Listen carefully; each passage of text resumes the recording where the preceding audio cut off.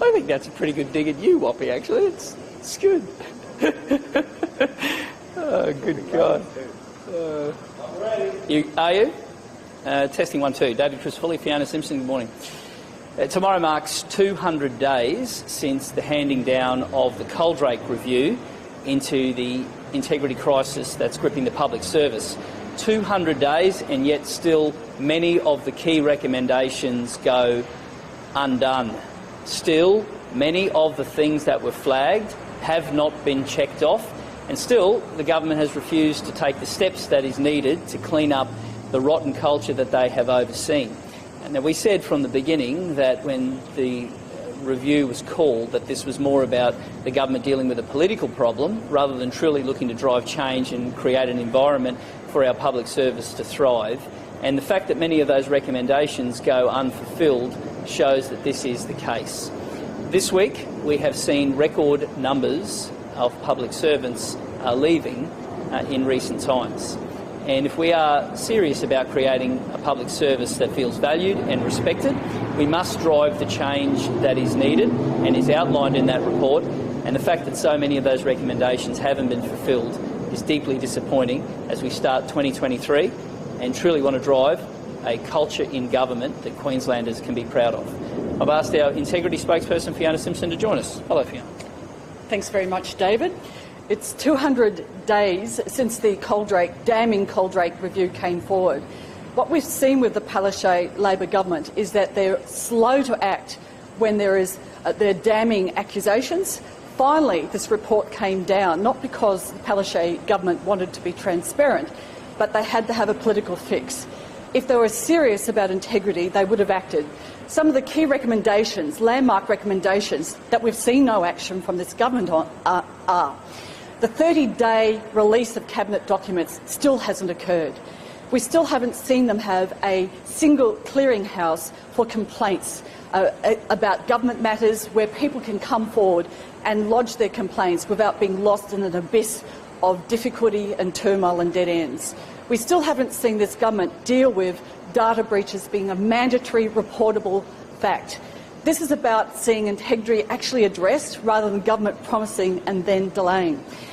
The Palaszczuk Labor government is only interested in integrity when it doesn't involve one of their own. We've also seen the situation with Brisbane City Council, a Labor councillor who has been done for drink driving, and yet we've got crickets, not a peep out of the Labor government when they're quick to condemn others, but they're silent on their own. I make this prediction.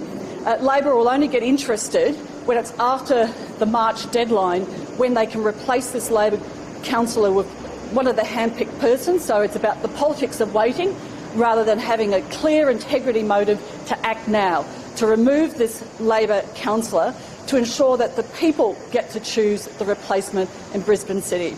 This Labor government under the Palaszczuk leadership has no interest in integrity when it involves one of their own. They look the other way, they're slow to act, they're quick to condemn others but not to act when it's one of their own.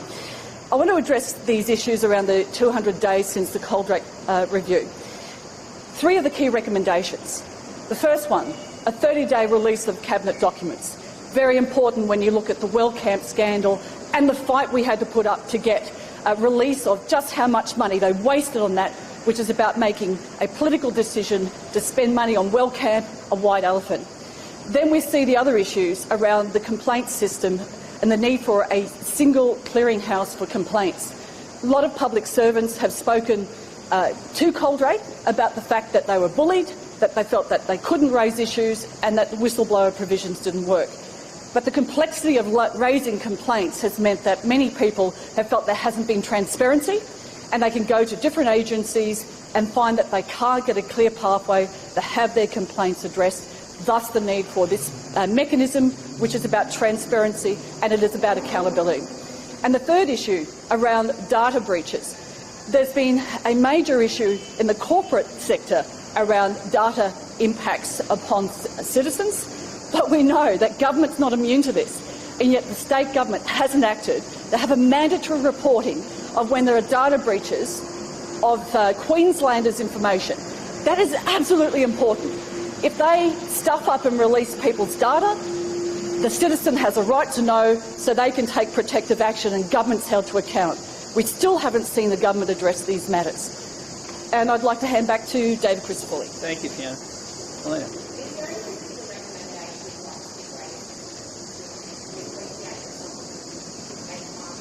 Yeah, of course, but 200 days is a significant amount of time. And in the case of the three that Fiona have raised, they're all things that matter.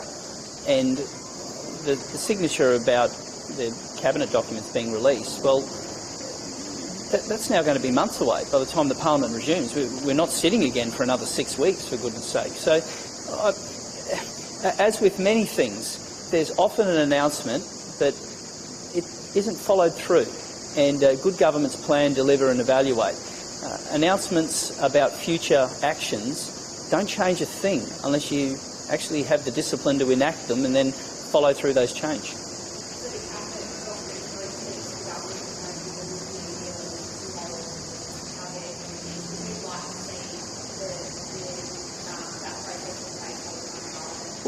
Well, we haven't seen any change on that at all. So, sure, the government's reviewing it, but it's still many months away. And if the government was to say, we're going to create a model and then we're going to backdate it from the time when Professor Coldrake announced the recommendations and the government agreed to it, well then take your time. But that's not going to occur. My suspicion is that the government's taking a lot of time to develop a model that will ensure it release the absolute bare minimum of documents to try and look like it's complying, and that's deeply troubling. Good governments are prepared to be open and transparent, and we haven't seen any change in culture since Professor Coldrake's report. Not at all. In fact, there are elements where it's continued to deteriorate. And when I see the Health Minister taking every opportunity to try and withhold information that we were entitled to previously, it shows you everything you need to know. The government in its third term doesn't conduct itself the way that it did in its first, and Queenslanders are well aware of that now.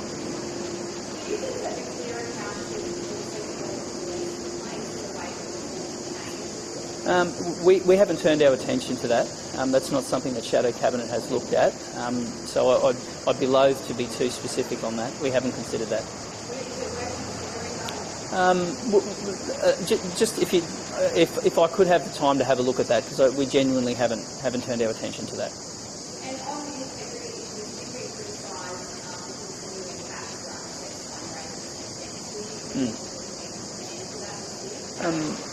We've said clearly that we'll comply with the law, and that's what transparent political movements do. Now, I'll make the point that the government's changed the legislation, so individuals are severely capped, but all 26 unions are able to give seven-figure sums. Now that's a pretty one-sided playing field. Despite that, that's the rules that are there, and we'll comply by the rules. So, but the government, the latest on the day that people could no longer donate large sums of money, the government said that it wouldn't be meeting people anymore on that day. But all 26 unions can still give $1 million.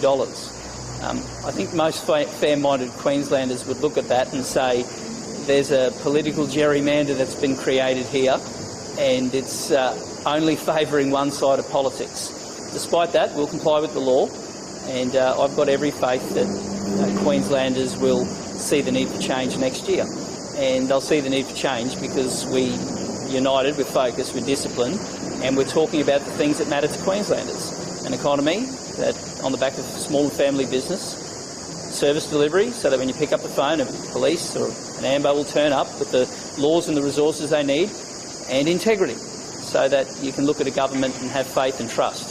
And that's what we'll keep talking about, and I can assure you we'll comply with every law and every financial gerrymander that they throw at us. Thanks. Thanks, Thank you, guys. See you later. Thank you.